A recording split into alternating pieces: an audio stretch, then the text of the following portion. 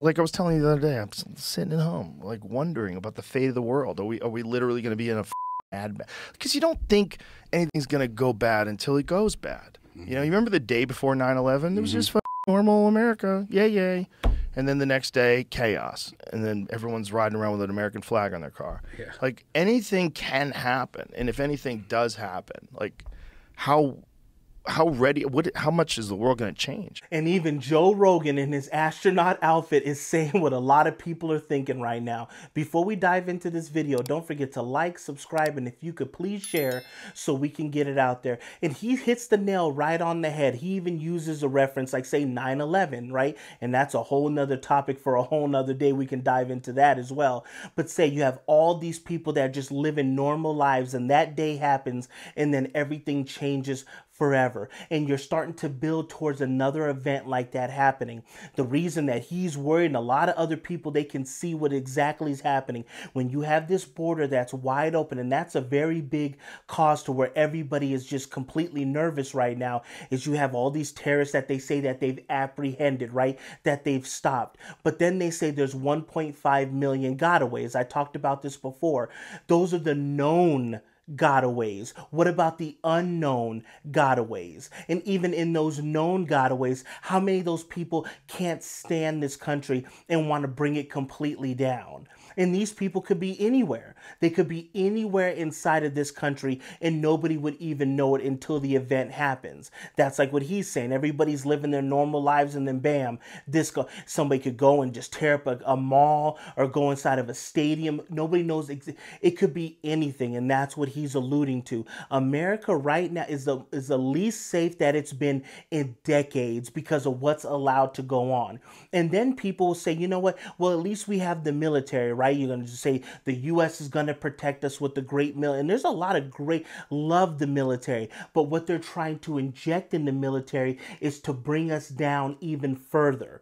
Right? We should be focusing on just being the best at everything. Instead, they have drag shows that have to get canceled. Why are there ever even drag shows on military bases whatsoever? Really, that's entertainment? If we're in the military, we're going to be entertained by that? No, bring a magician on. I would love to see that. Would be fine. Or bring some poles or something. That's all for another day. But you can bring a magician. I would like to see that. Who wants to see a drag show anywhere?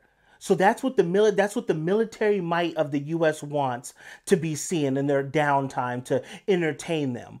And then you see what all these sergeants and generals, what they're wearing. We got people in leather dog masks. You got them lowering the requirements for people to even qualify for the military. Hey, you know, we used to have to do 250 push-ups. Because these people can't do it, we're going to put it to 25. And then, hey, you know what, guess what? You're in. So that's what we're doing now. They're lowering all the standards. You have all this new LGBTQ just being injected into with these soldiers, all this stuff, the supposed soldiers now. That promotes a lot of strength right there. You're somebody like that, where the enemies are shaking in their boots when they see some BS like that.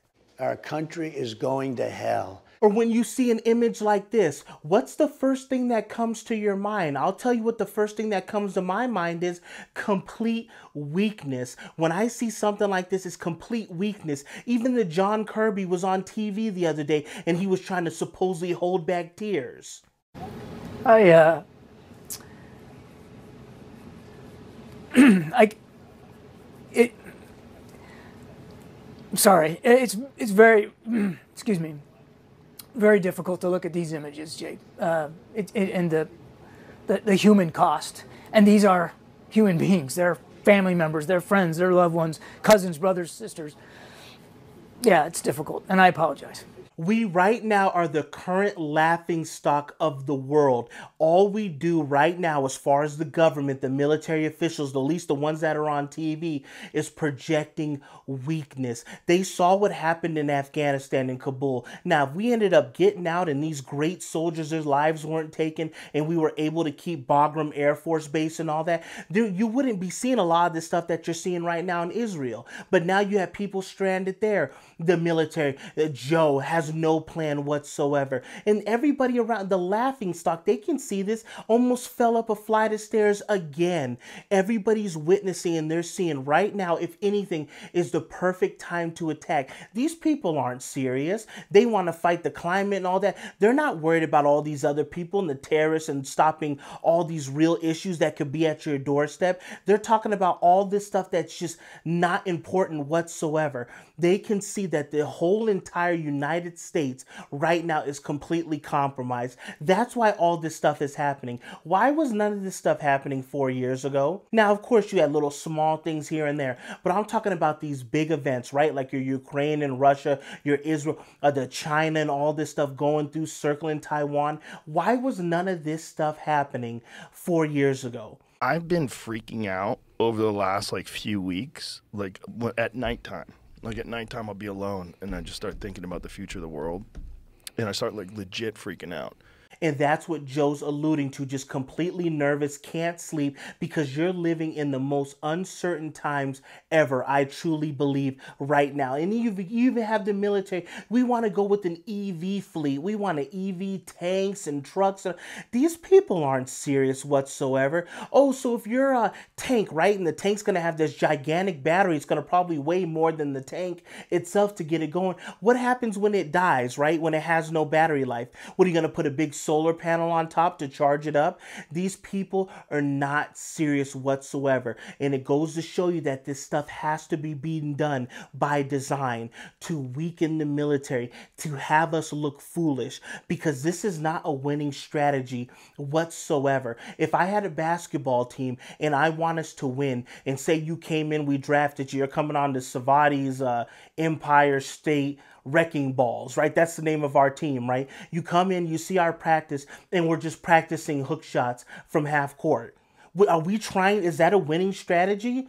That's what the United States is doing right now, practicing hook shots from half court. That's exactly what they're doing, and we will lose because of it. And that just, I hate to even say or even think, because I have so much faith and so much respect in the U.S. military. But when you have weak leadership that puts all this just toxic, just compromising BS, it's only a matter of time till it infects all these organizations, and it's going to be too far gone to save. Hush up, boy. So you guys let me know what you guys think about this whole situation. Do you guys really feel that we're the strongest that we've been and all we do is project strength? Because I think it's the exact opposite right now. And these are extremely scary times that we're living in. And that's why you need to always protect yourself. Don't rely on the police department, the military to come save you. You need to make sure that you protect yourself and your family, your loved ones, because there's not always going to be somebody there to save you. And they're showing you that right now by leaving people in Israel or having soldiers die in Afghanistan and Kabul and not have any kind of retaliation and just allowing it to happen. Thank you guys for watching. Thank you guys for tuning in. Don't forget to like, subscribe, and if you guys could please share to get it out there, and I will catch you guys on the next one.